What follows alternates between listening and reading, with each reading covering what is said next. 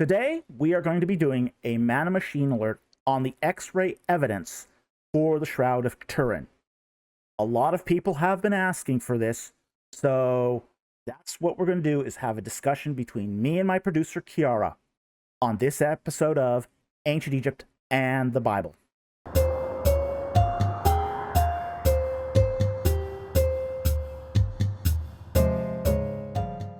Okay.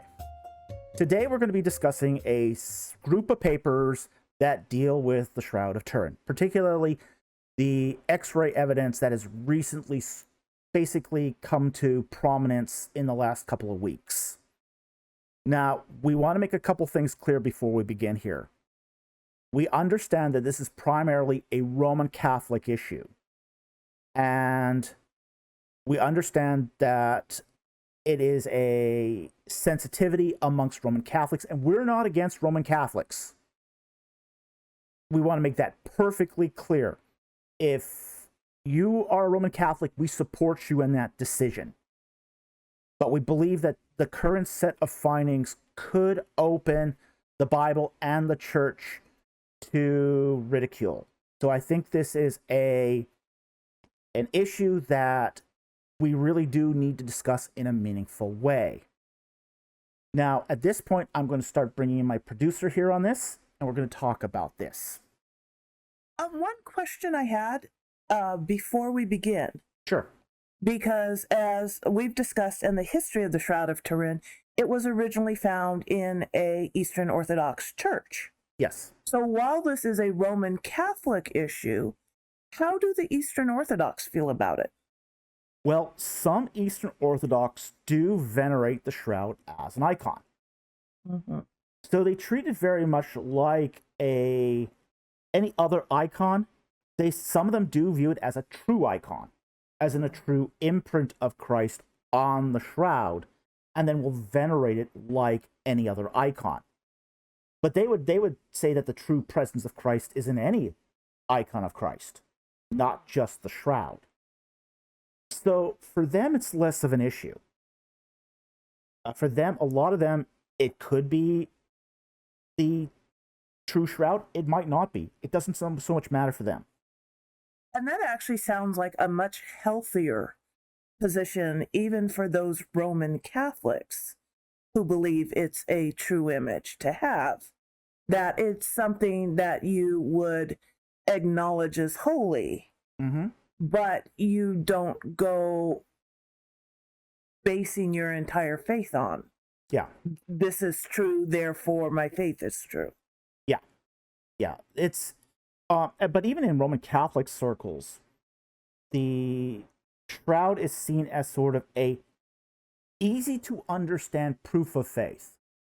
Mm-hmm. Because the Bible's hard.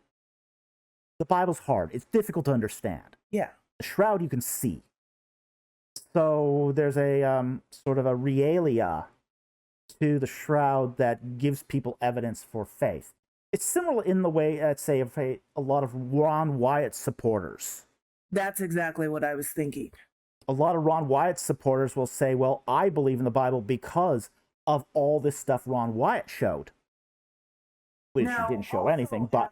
the beginning of this video, for those who haven't heard David's channel before, David and I are both evidentialists. We are Christians. Yes. Dave is an archaeologist. He's an Egyptologist. We do believe very much there is historical evidence. Yes. That supports the biblical faith. We believe in a historic Jesus Christ. Yes. Who was crucified, died, and rose again for our sins. And that's what you base your faith on. We both believe in the essentials of the historic Christian faith. Yes. And we both believe that the Roman Catholic Church is a valid form of Christianity. Yes. So this is not a criticism of Roman Catholicism. This is going to be a criticism and a critique of this particular set of papers and researchers. Exactly. Exactly. Now, we are going to be discussing here 3 papers because they're kind of all related. And they're related by author as much as by content. Yes.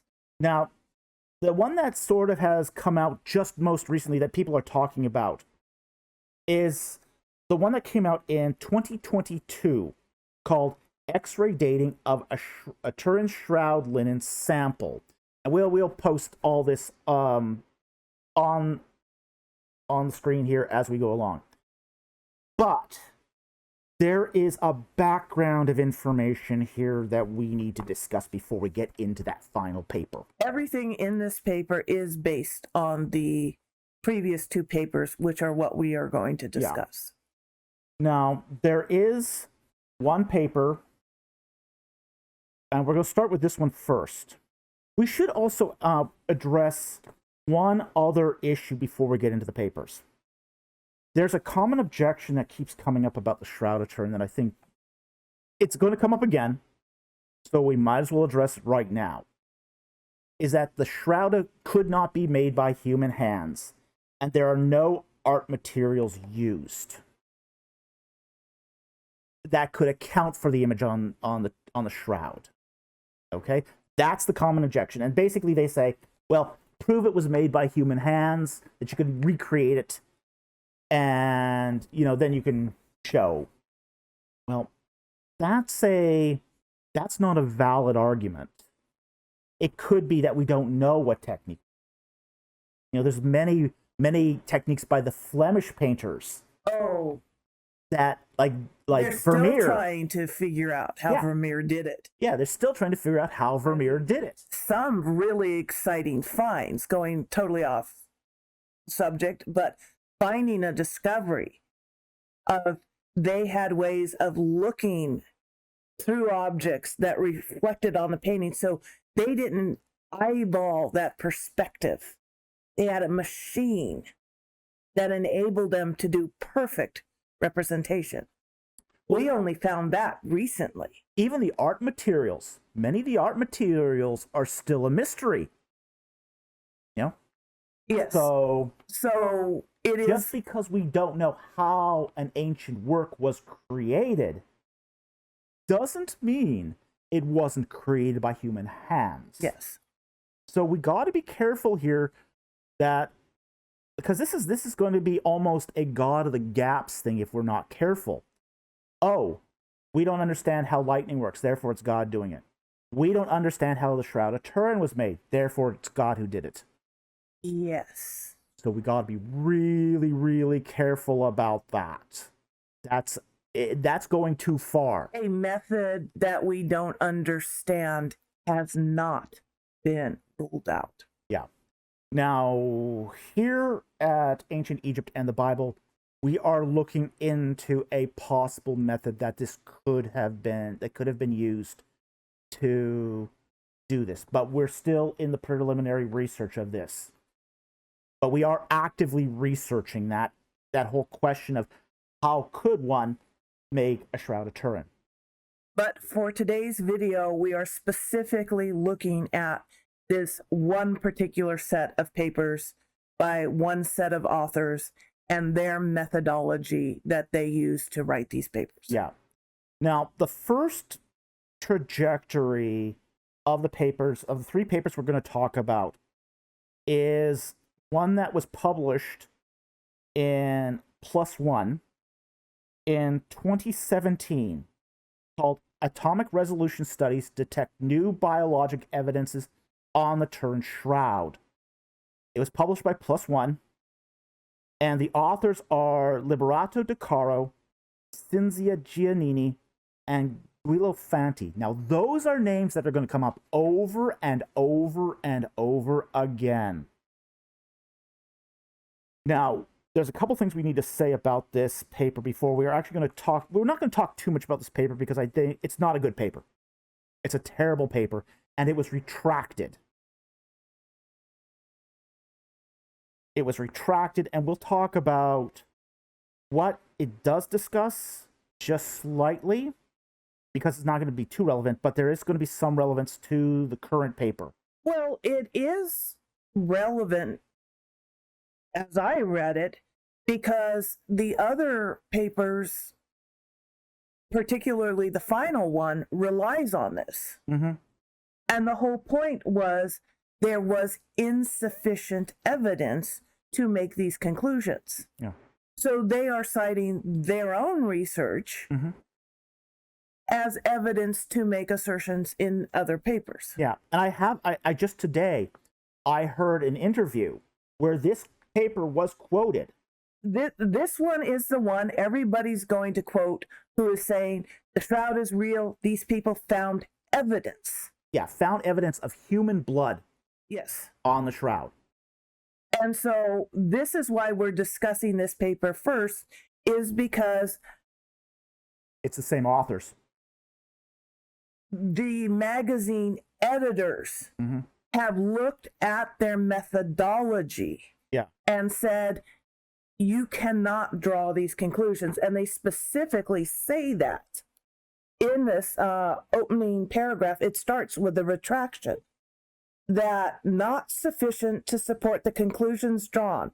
The provenance, integrity, and availability of material used for the study have also been questioned. So this is really important. This statement is not made lightly. Editors hate doing retractions. It makes them look very bad. Yeah. It's saying, oh my gosh, we missed something on the first round. Yeah. People have pointed this out to us, and for the integrity of our magazine, we have to retract this. They are saying not sufficient controls to support conclusions, referring to human blood or physical trauma. Perioding and animal blood controls were not included. The creatine findings do not provide a definitive evidence of trauma or violence. Now, that's a very brief summary in the retraction.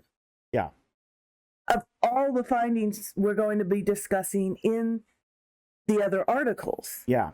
So it is of note to start with that as you hear this, that's particularly and specifically what has been retracted, that there is not sufficient evidence to draw these conclusions. Yeah. Even in their abstract, they talk about, quote, we found evidence of biologic nanoparticles of creatine bound with small nanoparticles of iron oxide. The kind, size, and distribution of iron oxide nanoparticles cannot be dye for painting, but ferrohydrate cores of ferritin. Now, there's a couple things there that I think just stood out to me. One was when they said it cannot be dye. Now, dye is a specific term in art chemistry. You have, when you talk about art, paints fall into two categories: dyes and pigments. And they're different. They're chemically different. A dye is a chemical that saturates a substrate and changes the color of the substrate. A pigment is particles that sit on top of a substrate. Now, red ochre is not a dye. It's a pigment. It sits on top of the substrate as particles. So when we looked at the paper here, there's an admission on the second page, basically saying that they did find evidence of red pigments compatible with red ochre and vermilion. Well, that's what was so strange, is that paragraph you're talking about. It says a pale yellow background fabric, the body image devoid of pigments, and yet a few sentences down in that same paragraph, says they found the presence of red pigment compatible with red ochre and vermilion. Yeah. So they're saying, oh, well, it can't be paint. It was devoid of pigments. And yet, just a couple sentences in the same paragraph, they have to admit, oh, yeah, we did find red pigment. Yeah. One of the problems with this paper is they found evidence of pigment, but not necessarily dye. Now that's what the paper is claiming, but what they're calling, what they don't call it pigment. They call it creatine and ferritin. Yeah. But those are actually pigments. Now it might be blood-based, but a blood-based pigment is still a pigment. If blood stains something, that's not a dye. That would be technically a pigment. Because you can wash blood stains out. Because you can wash blood stains out. Anybody who does home crafts knows that. You cut your finger, you can wash the stain out. Yeah. Yeah. So a blood is not technically, if you were to use it as an art material, and some artists have, it has been used at times as an art material. Blood is not a dye. It's a pigment. So if you were to look at it under a scanning electron microscope, it would look no different than, say, any other pigment. And I think this is where it sort of gets into the problem here, is that when they did their analysis of those particles that they saw on one fiber of the shroud. Oh, that was another point of contention, is all of this article and analysis is done on a single fiber. Mm-hmm. And it's the same area, and they specifically state this. It's the same area which is on the outer edge of the shroud where the radiocarbon dating was done. Mm-hmm. And people have pointed out that the outer edges were handled quite a bit. Yeah. Because the Shroud of Turin was displayed. Yeah. In the churches it was held in. Yeah. So there is a high degree of contamination, as priests would have lifted the shroud, displayed it, put it back. Now, the article makes two claims, a major claim and a minor claim. It was retracted for the major claim. They don't really talk about the minor claim in the retraction. The major claim was that they used transmission electron microscopy to identify particles of iron oxide as creatine and ferritin, and this was the result of intense suffering. Yeah, and basically what that big long word means, the TEM method, is they eyeballed it. Yeah. They looked at it under a microscope. Yeah. There was no chemical testing. The minor claim of the paper is that they used wide angle X-ray scanning to see defective fibers of cellulose. Yes. And this is where they first mention this technique. Now, the original paper was not, this 2017 paper was not retracted for that minor claim, but for the major claim that they found blood, human blood.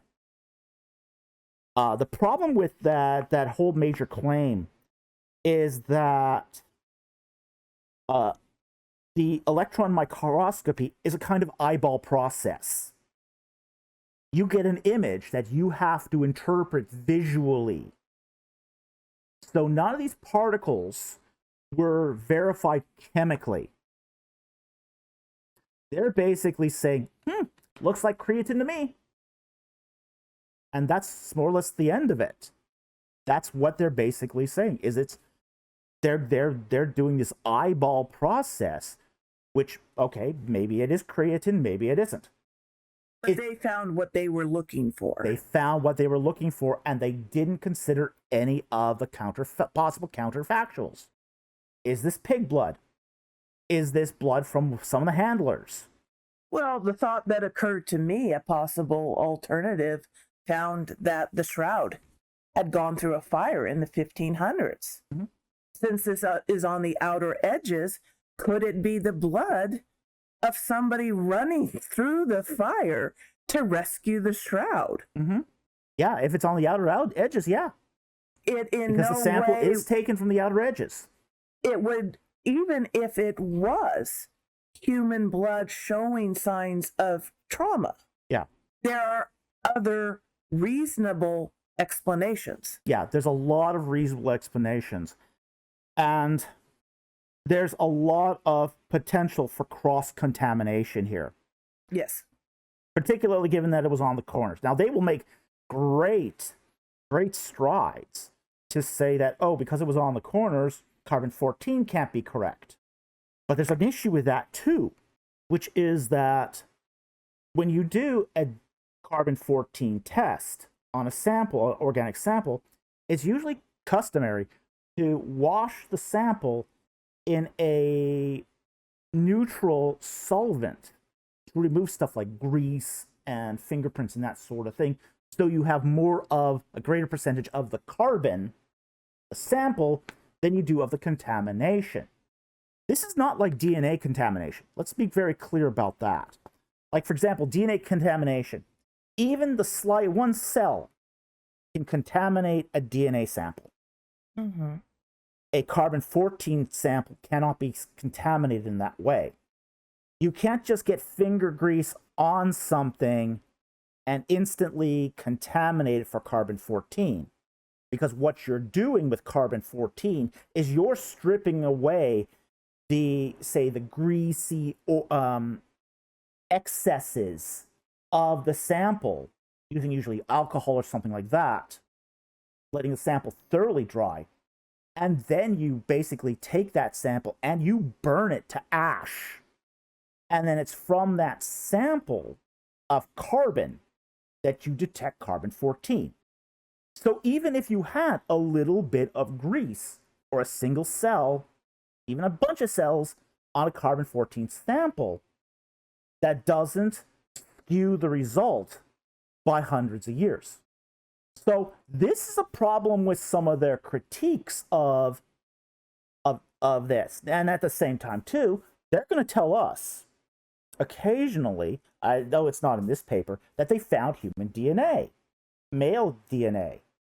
But that would be expected, taking a sample of the corners that priest regularly handled. That's right, because you don't clean a sample if you're doing a DNA collection. Mm-hmm. You clean a sample if you do a carbon-14 analysis. So because it was held in a church as an object of regular worship during a service, by priests, handled by priests, and all priests are young males, this is insufficient evidence saying it is the burial cloth of Christ. Yeah. So that's paper number 1. That was retracted. But we had to mention this because this is still mentioned. This is still brought up from time to time. As I said, I just heard a Turin researcher today bring up this paper. And without citing it, he didn't cite it, but he brought this up. But we recognized it word for word. Oh, we recognized it word for word, what he was saying. Yes. So having just read the article ourselves this week, it's like, oh yeah, I know where you got that line. I can tell you which paragraph. Yeah, exactly. Yes. So, but this paper has been retracted because of poor methodological processes. Now, let's get to the second paper, because this is sort of the paper where the rubber meets the road. The final paper on the Turin Shroud itself is almost based entirely on the findings of a 2019 paper called X-ray Dating of Ancient Linen Fabrics. And it is published by Heritage Journal. Now, there is something kinky right here. Now, the authors are... Surprise, surprise. Surprise, surprise. Liberato de Caro, of the previous article. Cinzia Giannini, who's going to be in the next article. Rocco Lissandro, who's going to be in the next article. Francesco Scattarella. Teresa Cibolano, who's going to be in the next article. Emilio Matriciani.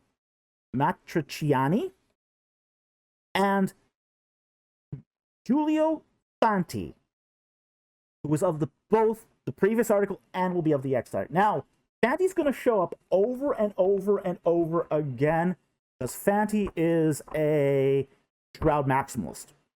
And again, this Caro's a Shroud maximalist, and so is Giannini. this is not unusual in and of itself. People have one particular area of research. Yeah. So their names are, people's names do show up in a thread of articles. Yeah. But it is noteworthy that when you're questioning methodology, their forms of methodology are going to follow them through the articles. It is, yeah. Now, the article is called X-ray Dating of Ancient Linen Fabrics. And what they do here is they propose a new method, a brand new method of dating using a kind of X-ray scattering. How the technology essentially works. X-ray scattering has actually been used a lot in crystallography. It's used a lot in the evaluation of plastics and films.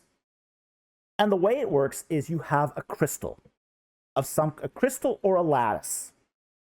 Something where you have a continuous deposition of layers or atoms that are ordered. An ordered structure. It's an ordered structure of chemical components. And then over time, the idea is that somehow that lattice or that film breaks down or gets disturbed. And you can shine a beam of X-ray light through that crystal and see how much breakdown there has been over time, conceivably. Now, this is used frequently on, say, ceramics and glass, because there is an ordered structure to glass, less so than, say, other kinds of crystals. But it's been like in ceramics, you do find very small crystals of glass inside ceramics, because that's how ceramics are made. Through the process of heating silica in the clay, it forms a kind of glass, rudimentary glass. So you can shine an X-ray beam through it, a portion of the ceramic, and try to get an estimate of some dating this way. Now, they're trying to take that method and apply it to cellulose, particularly cellulose in linen, in flax linen. And this is the technology that undergirds their Turin research. I had a lot of concerns with this particular paper, and we're going to raise some of them here. I think the first concern I had was there does seem to be a conflict of interest. That they are inventing a process specifically tailored for dating the shroud. Yes. Okay? That is very concerning right there. Well, it may be valid, because obviously Shroud of Turin is their focus. Yeah. The fact that as you read through this article, there's things you start going, hey, wait a minute, does seem to make it very circular. It does make it very circular, yes. But I had concerns with just not even the Turin issue here. Just on this paper of their methodology, I had concerns. To arrive at their conclusions, they had a very small sample size. 9 samples as far as I could tell. And for the people listening, why don't you describe where those samples came from? Okay. Flip the graph here. Okay. Now, they have, of the 9 samples they had, 2 are modern. Okay? They have a new raw flax that dates to 2000. And then they had a new bleached flax that also dates to 2000.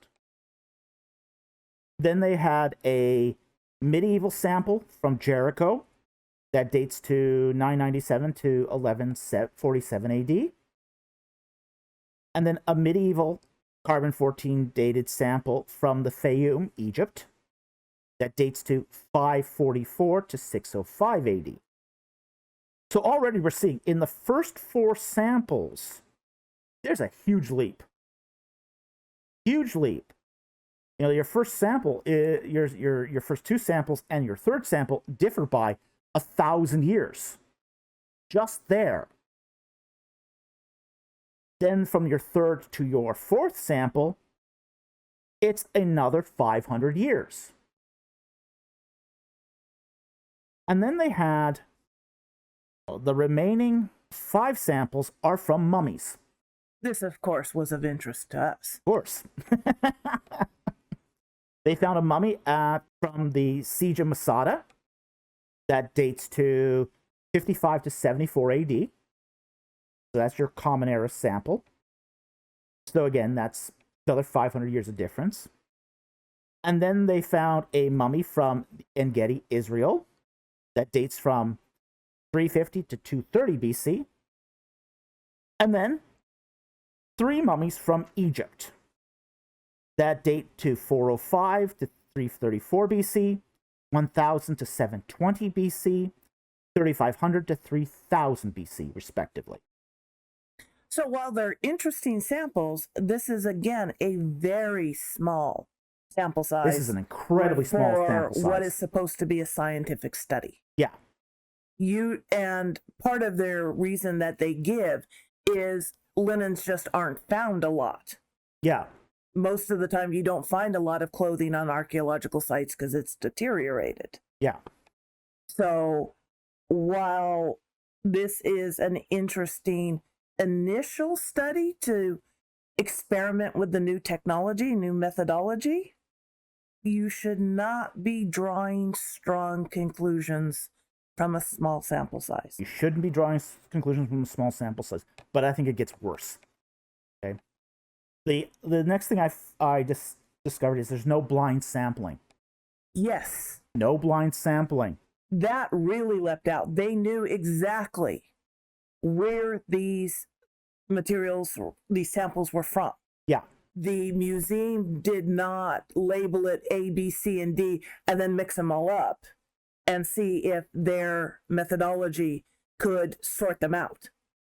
These were pre-sorted, labeled, known conclusions. Yeah, there's no blind sampling, as in they're given a sample that's not dated.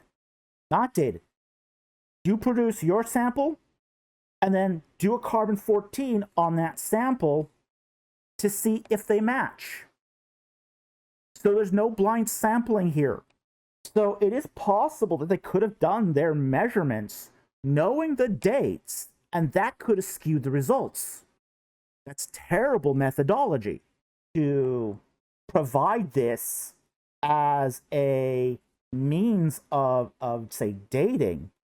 You would need to show, okay, I can take a blind sample here, date it, and it matches carbon-14. And this is going to become an issue too when we talk about the Turin paper as well. So this whole blind sampling issue is not going away. Well, that came up in the integrated wax intensity graph. Mm-hmm. That they said diffraction peaks have been indexed and rescaled to have the same integrated intensity in the Q range. Yeah. So they're altering the data to smooth out the results. There is some smoothing here, yeah. And that, again, is dubious. That's very dubious, yeah. You're nudging the data, yeah, in the direction you want it to go. Yeah. So, got some data smoothing. There's no blind sampling, small sample size, and we're still not done. The results have a very small delta. Results have a very small delta. As in, you get, like, for a brand new raw flax sample, 7.56 or 8.1. The next sample for their aging factor is 8.5 plus or minus 0.1.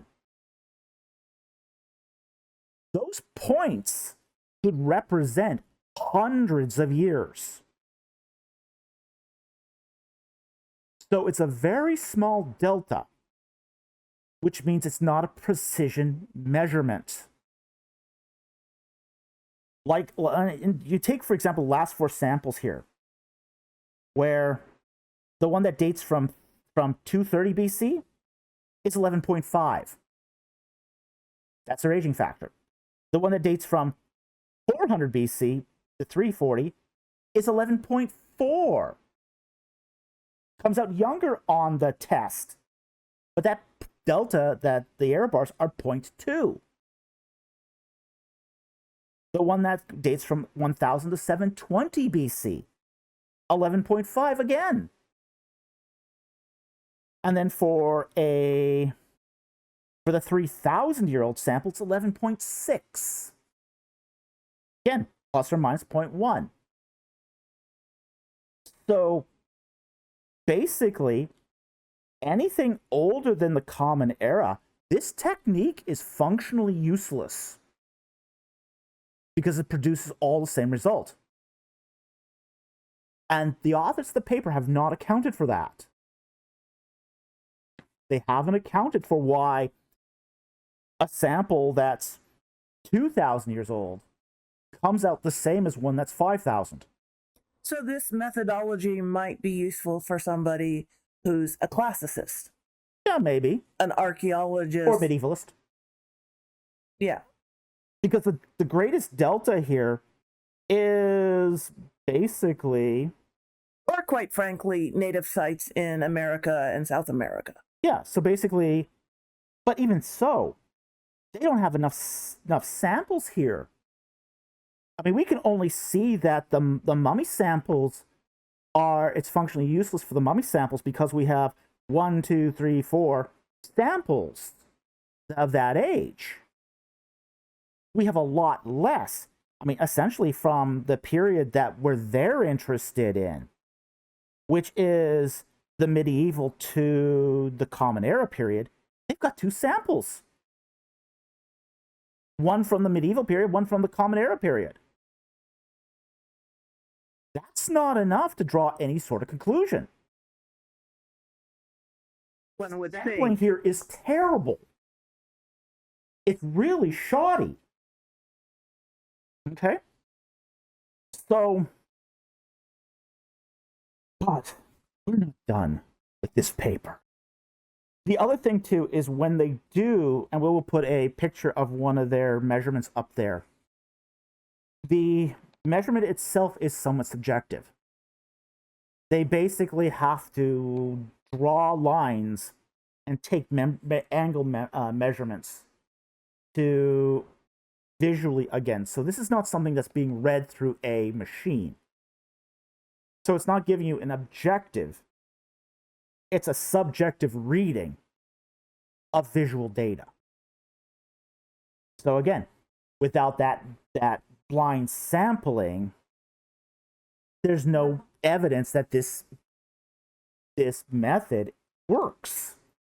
When you know the dates of your sample, and the whole point is to find the date through the method, knowing the date ahead of time really gives you an unfair advantage. Yeah. Now, there's other issues, though, with this technique. But wait, there's more. Wait, there's more. And that's the whole idea that there's an assumption built in to this that the linen had undergone room temperatures and constant humidity over millennia. Yeah. They've never obviously been inside a tomb. This is the shroud in particular that they're interested in. Yeah. Was in Turin, which is known for being hot and humid. Yeah. They even, for example, when they talk about using, say, the stuff for mummies, they say that they use the average temperature of the entire country of Egypt, which they say is 22.5 degrees Celsius. Well, I'll tell you, when I was at Deir el Medina, It wasn't 22.5. It was 53. Okay? Those mummies have been subjected to extremes of heat and cold. Well, also the degree of humidity. Oh, yeah. My clothes are not doing as well living here in Vancouver as they did when I grew up in Southern California. Oh, yeah. My clothes lasted forever in California. Yeah, I mean, you go to Thebes and it's very, very dry. You go to Cairo and it's very, very humid. Yeah. You know, and the difference, say, between Alexandria, as far as Alexandria's on the coast of the Mediterranean. Oh, yeah, I can imagine a constant temperature, 22.5 degrees Celsius. Sure. Yeah, you go to Deir el Medina, you're not going to get that. You know, Deir el Medina is incredibly hot. And it has really extreme heat temperatures. And most of the mummies we have to understand from Egypt are from Upper Egypt. They're not from Lower Egypt. For a reason. Yeah, for a reason. Lower Egypt doesn't preserve things like mummies. So almost all the mummies we have are from Upper Egypt. So you know, they mention here that, you know, they have a mummy. Their sample E is from a mummy of unknown provenance. They didn't say where it's from. Their second one, H2, I think it is from Thebes. And then they have a third one, L2, again, another mummy of unknown provenance. So to use a mean temperature for the entire country and try to apply that to these samples isn't going to come out with the right results. We also know that linen from, say, like Jericho is going to be very, very different. It's going to have extremes of heat and humidity. So, and the same can be said for Masada. I mean, you've been to Masada, right? I've been there. It is not room temperature. Yeah. So their assumption that these things are going to be at room temperature is not necessarily correct. The other thing is, and probably one of the sort of the 800-pound gorilla in the room, is linen bleaching. They assume that all the linen is unbleached. Now, what do we mean by bleaching? This is really important. Linen is often, when you get it, it's kind of a brown color. Okay, natural linen is brown. And since antiquity, it has been bleached to make it white. More palatable, too. More palatable. Looks pretty. Looks pretty. It softens. It's actually a nicer material. Now, the problem with bleaching is in the ancient world, they did not use chemicals to bleach. Bleaching was not done using a chemical process. Today it is. Okay. Today, they use chemicals to speed bleach. It's a shortcut. It's a shortcut. Back then, what they would do is sun bleaching. And what they would do is take the linen fibers, lay them out in the sun, and let the sun do the work. And a lot of people who do laundry and own their own homes know this. Yeah. My father, even though we had a dryer, he loved to hang all our sheets out on the line in the backyard because you got nice, white, clean, fresh-smelling sheets. Yeah. Yeah, even if you machine washed them, hang them out on the clothesline to bleach. Yes. So it's still done today. The problem is that in this particular technique, bleaching ages a sample by hundreds of years. Hundreds of years. So we can see, for example, on their sample here, the unbleached one had an aging factor of 7.56. Okay. So we're talking, whereas the new bleached fabric had 8.1. That's a delta of about 0.5. Whereas the medieval fabric was 8.5. So you're looking at say, roughly 500 years of aging just from bleaching. That's a very significant factor. That's a very significant factor. And the fact is, once linen is bleached, you cannot tell if it is bleached or not. Because it's not like a dye. It's not like a dye. It leaves no chemical residue. You can't tell if a linen has been bleached, especially not sun bleached. Yeah, all you can tell is the contrast if you know what the color something should be. Yeah. Handmade clothing today always carries a warning label, do not leave out in the sun. And linen yellows over time. I mean, So you cannot tell if an ancient fabric had been bleached or not. We know ancient people did this, but we don't know if a particular sample was bleached if all you have is the sample. So that's going to be a problem with any of this dating, is that paper depends upon certain presuppositions: constant humidity, constant room temperature, and unbleached. all of which are unreasonable. All of which are unreasonable. All of which are unreasonable.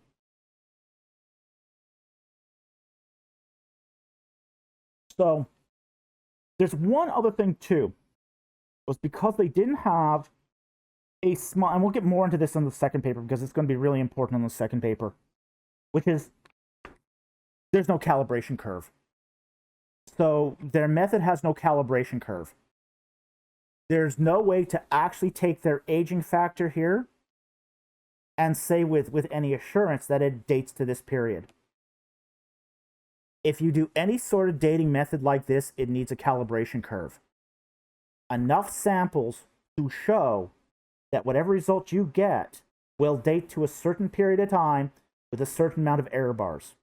They replaced a large sample study and results from a sample study with just saying, well, we have a normalized equation. So they've inserting the equation in on page 2771. Yeah. They say we've inserted a normalized aging equation. Yeah. But, so again, but that's not data. That's not data. They're saying, yeah, this is what we want to find. This is their assertion. Yeah, they're basically, they're skewing the results in their favor. They're basically trying to sidestep the lack of data. They're trying to sidestep the lack of data and the necessity for a calibration curve, with basically saying we're just going to normalize it in this way. Yeah, they're not. So a quick summary of what you just said is they're not calibrating it according to evidence. They're normalizing it. Yeah. By their equation. Yeah. And that's hinky. That's hinky. Fair. Okay. So I think that covers the second paper. So that covers the paper, X-ray dating of linen fabrics, that have been published in Heritage Journal 2019.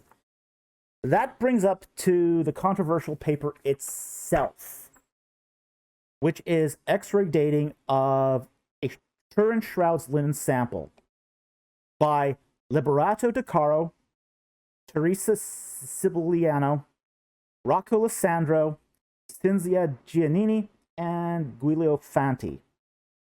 Now, again, these are all names that have occurred before. Okay. And while that's not necessarily unusual in academic research, it does say this paper relies on their previous methodology. And again, it's published in Heritage Journal, a journal that's very friendly to Turin research. So it's not likely that this is going to get retracted because Heritage seems to like Turin Shroud papers. So there's something about that journal that seems to be very accommodating to research on the Shroud of Turin. Okay? And right in the abstract, you start with the constant temperature. Yeah. And it makes some statements here right at the beginning that are, let's just say, very brash. Like, for example, it says that the Turin, like right in the introduction, it says the Turin Shroud is the most studied archaeological object in the world. I was going to ask you about that, since you actually pretty much know every archaeological substance. I know of a few. There are lots of artifacts that are more archaeological objects that are more studied than the Shroud of Turin.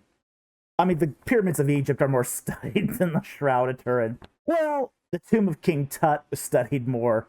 oh yeah, I mean, the tomb of King Tut has been studied by people who have no academic background whatsoever, just because it was fascinating. Mm-hmm. The Shroud of Turin is limited to a small, very insular group. Yeah. It's an overstatement. It's really an overstatement. But okay, that's maybe in their little world it is. But then it says the Turin Shroud is an ancient linen cloth, 4.4 meters long, 1.1 meters wide, which we don't dispute, which wrapped the corpse and encoded the image of a tortured man who was scourged, crowned with thorns, crucified, and pierced by a spear in the chest. That is a very audacious claim. They're stating this is not the academic speak, which would appear to be the image. Mm-hmm. They have not yet proven this. They have not yet proven this. And yet they are introducing their paper that this is. Yeah. I mean, it's something I've always hated about academic research. Yeah. You always have to say, could be, appears to be, might be. Yeah. Unless you absolutely have evidence for a definitive statement. Yeah. Now, there were some things in this paper that I thought were very, very interesting. Which was, they come out right out of the gate and they basically talk about carbon-14, because that's sort of what they're protesting against in some ways, the Oxford study that basically determined that the carbon-14 of the shroud was in the medieval period. But they do state right in their introduction that the carbon dating was done by 3 very distinguished laboratories. Yeah.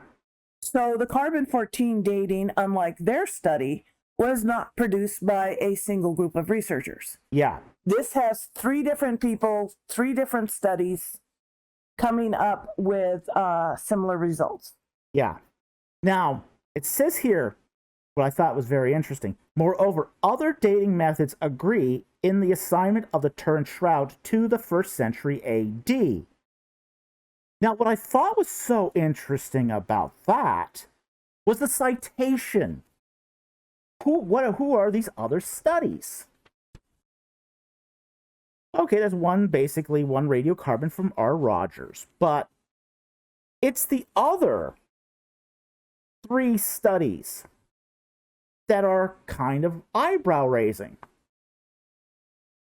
which was Fanti, Malfi, and Crisilla in 2015, and then Fanti, Baraldi, Basso, and Tinti in 2013, and then Fanti, Malfi, and Conca in 2015 again. So they're citing it like it's 3 separate, well, confirmations, and yet it's all Fanti. In fact, this is a serious problem with this paper. 7 out of the 24 citations cite Fanti. So he should be cited once. And he's one of the authors of the paper. Oh. Quoting yourself. Quoting yourself. Yeah, I 7 found times. Evidence of other evidence I found. Yeah. Quoting yourself 7 times. Big no-no. 7 out of 24 times. Yeah, that's a big no-no. Okay? Quoting yourself once or twice because you're the only person who's done research on a certain subject, Yeah. that's understandable, but not a good idea. It's not a good idea. But a lot of people have done a lot of publishing on the Shroud of Turin. Yeah. So he should not have quoted himself at all. Yeah. Of course, they found supporting evidence of this because he wrote the paper. Mm-hmm. What did other people say? Exactly. And I think that's a serious problem with this paper, is it quotes basically people who are amenable to their position. So They started the paper with a conclusion firmly in place. yeah, that's what it appears. Now, when we actually get, and this is on page 865 of the data, okay? So 865, where they talk about their aging factors again. And again, most of this is actually these are not new samples, by the way. These are the same old samples. I was going to say, isn't this the same graph we just looked at? It's the same chart. You've got a new fabric bleached, Yep. medieval fabric, Yep. siege of Masada, Israel, Mm-hmm. fabric sea dating Egypt, new fabric bleached, and thread from the Shroud of Turin. Notice something very interesting about this too. If you compare the two graphs, you'll see something very interesting, which I sort of like clued in here on. You look at their new graph, the results have changed, even though it's the same graph or the same chart. That would usually not only get you your article pulled, but if you get a reputation Yep. altering the data, Yep. The sample 1, the new bleached, is 8.1. But the new fabric bleached, they've got an 8.2. But they don't have a new unbleached fabric on this chart. So they have excluded the control. that's pretty radically deliberate. Yeah, that's radically deliberate. So they now have 2 samples of bleached fabric from the same date. Now look at the sample. They got 2 sample A's in here, 8.2 and 8.1. Now again, we talked about that the delta here is not very big. So if the delta is not very big, that's a huge difference. That 0.1 difference should be almost maybe, decades. Should be decades of difference. But they have excluded the new fabric, the new unbleached fabric, from this second one. Now look at where the TS here, the TS is the Tur Shroud, their aging factor is 10.0. Whereas the one they know is from the 1st century is 10.3. It's also what really irritates me about this graph is the 2 new fabrics Mm-hmm. are not line 1, line 2. Mm-hmm. So you can't see the 2 fabrics. It's not, the samples aren't sorted by chronology. Yeah. So you can't easily glance at it and see the progression in the maths. Yeah. Yeah, they're not doing it by date of manufacture. Because if they did it by date of manufacture, even if they ordered it by aging factor, you would see that there's a huge delta here between the results from the Shroud of Turin and, say, the 1st century. Yeah. So, even if you were to say that, okay, the Shroud of Turin, let's give them all the benefit of the doubt that the measurements are correct. and that this shroud was held at room temperature, constant humidity, and was unbleached forever. Yeah. It would still not equate to the date that they found for their Common error sample, because it'd be off. I mean, if you were to look at this and you were to say, okay, if 9.3 is, let's just say 500 AD, and 10.3 is common era, that means you have, was it 50 years for every 0.1? Mm-hmm. That's 150 years, 200. That means that sample should be, by their measurements, around 200 AD. That's a significant problem. But they're going to conclude from this that this dates to the 1st century. You know, that's what they're going to say. They're going to say this dates to the 1st century. And quite frankly, I don't see how that is possible. If you even from their own data. Yeah, and the whole point is all of this is labeled, known. They know what conclusion they want. Mm-hmm. So just looking at the math, looking at the data, if you had no idea which sample was which, you would not place the Shroud of Turin alongside the common error sample. No, just from their results alone. Yeah. If their common error sample is 55 to 74, so not even early 1st century. They're only giving you with the modern bleached samples. Yeah. So they're saying the shroud is unbleached. Yeah. So they don't have, as you said, a control sample of unbleached linen. Yeah. They had one in the previous paper and they took that control out. Yeah. So that, for those of us who are suspicious, that makes us say, well, what was it about the control sample? Yeah. That radically affects this date as well. Yeah. Yeah, so what you're looking at here is common error sample is late 1st century. It's late 1st century, so it's the second half of the 1st century, consistent with Masada. Whereas, you know, and they say 55 to 74, but probably closer to 74 because it is Masada.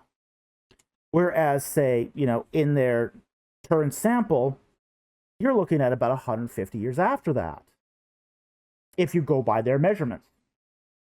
Now, if you take their error bars into account, okay, you might be able to lower that to early 2nd century. But you're still in the wrong century. You're still in the wrong century. So I think there's some, and again, this is notwithstanding any of the other problems of the method. Well, on page 866, they go into very detailed descriptions of the effects of humidity. Yeah. And, you know, that's a huge, huge effect on fabric, linen in particular. Yeah. This fabric spent some time at Constantinople because that's where they got it from. They got it from the sack of Constantinople. Then they brought it to a very humid church in Italy. Yeah. And it's been through a fire. So I'm not sure what the humidity levels in the middle of a fire are, but I'm pretty sure that would have some effect on the fabric. Mm-hmm. Yeah. Now, they're probably going to explain this away. I mean, but here's the thing. What I think is really interesting about this. They do actually get into the fire at the bottom of 866. Moreover, it could be argued that some historically documented fires were suffered by the Turin shroud. These accidental events could have influenced the aging of the cellulose linen samples before and after exposure to a temperature of 200 degrees Celsius in an oven for half an hour. But here's the thing with that. If that was true, and let's just say for the sake of argument, it is true, we can grant that. Let's grant that. Let's grant that the fire could have affected the aging. How would it affect the aging of cellulose? It would make it older. It would make it look older, not younger.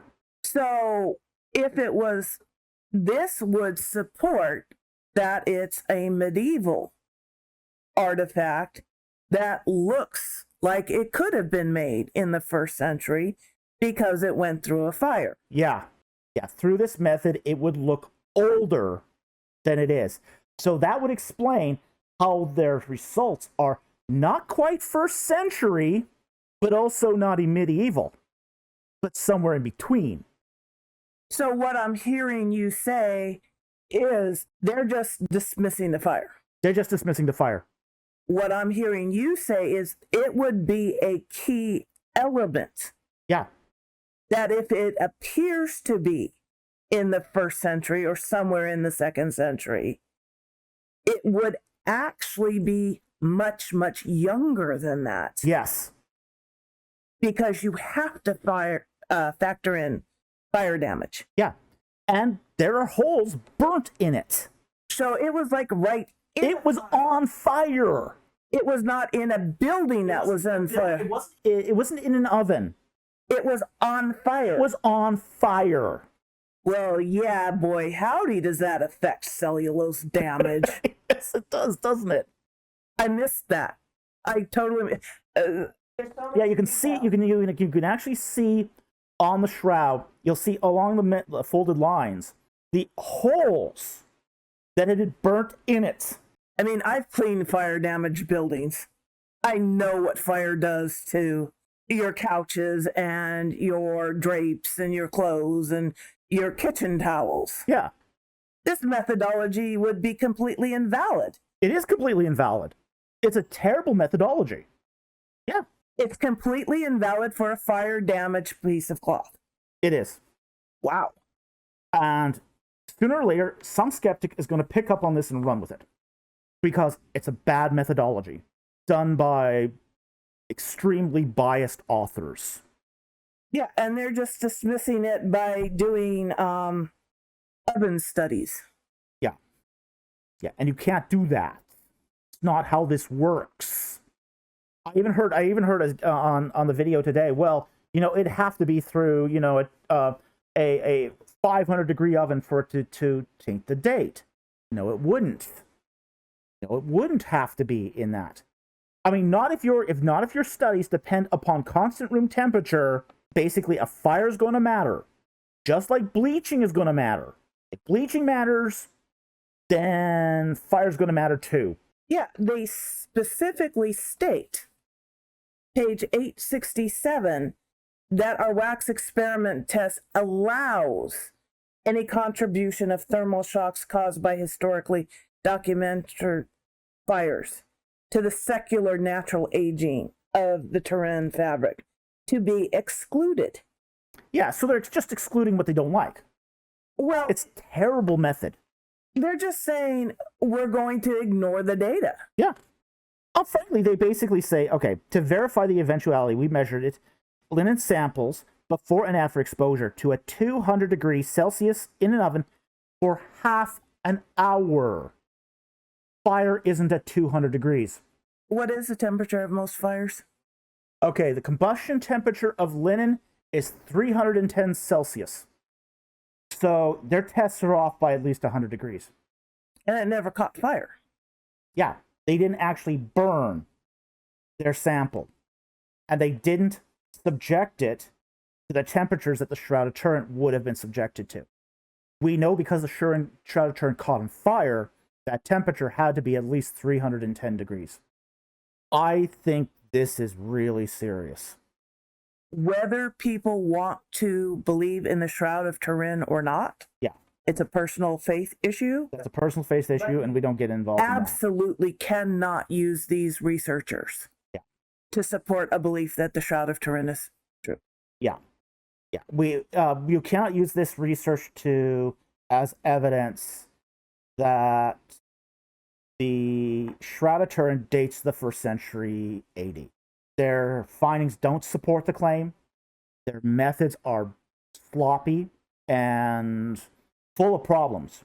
I mean, that lack of calibration curve, I mean, you just can't get around that. You know, the small sample size, you can't get around that. It's bad research. We try very hard not to make statements of saying, well, this person is blatantly lying.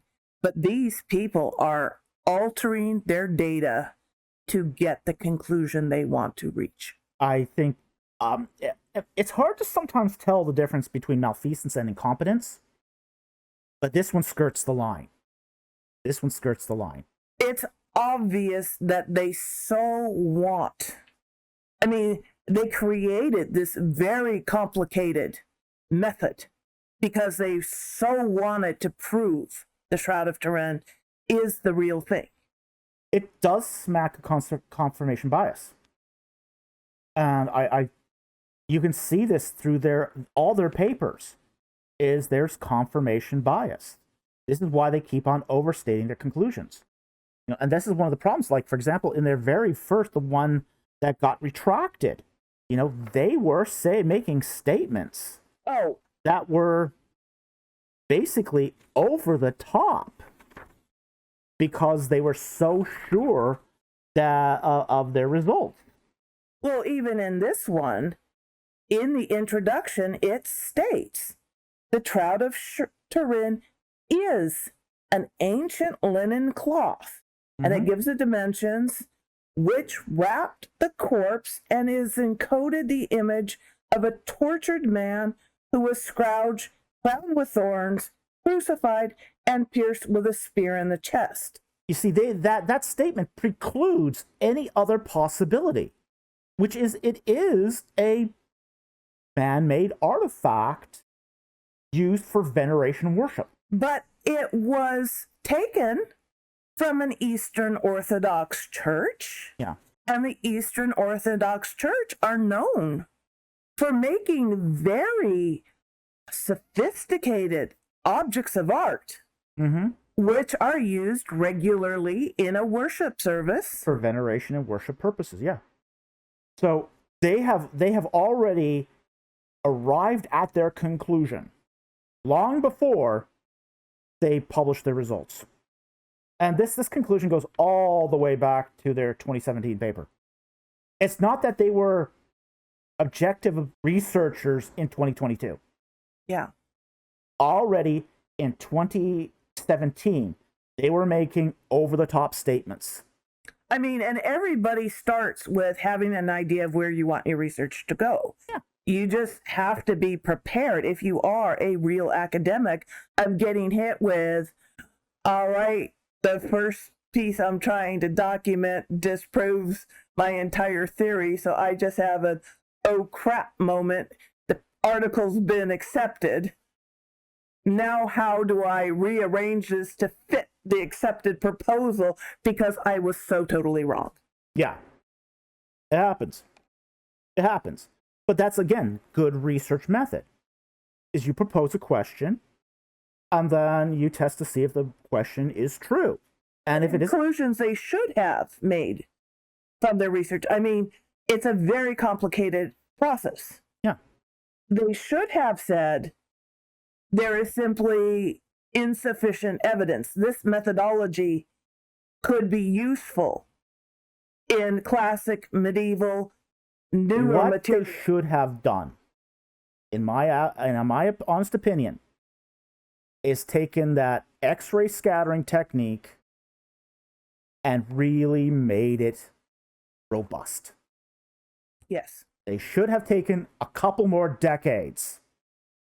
Yes. To make it an actual usable, robust technique.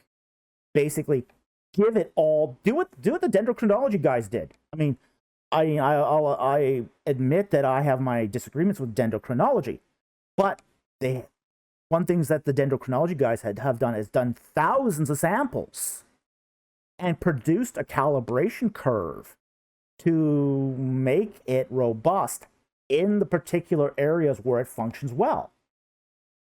They should have done exactly the same thing with this. Yeah. And they didn't. They had a couple samples, and they jumped the gun. Date. They jumped the gun. They didn't even do a blind sample. They did not have no blind the sampling. museum people mask it and just say, this is A, this is B. You tell me where this is from. Their methodology in no way proved those dates because they already knew the end result. Yeah. You have to have blind samples. Blind samples. You have to have corroborating evidence. And these papers are wanting and of all that. somebody outside the main author has to do their own study using that methodology and come up with the same conclusion. Yeah. You know, one of the things that really leapt out about the carbon-14 results that everybody's so upset about is this was performed by 3 separate laboratories. Yeah. That arrived at the same conclusions. Yeah. All of this is the same group of people. Yeah. So I think we're going to wrap it up there. I think that we are dealing here with a case of insufficient evidence. The evidence here is insufficient and the method is deeply flawed. So we can't from this conclude that the Shroud of Turin is a 1st century AD artifact. Not from this. This study should not be used, and it would be very, very unwise to continue to quote it in support of the Shroud of Turin.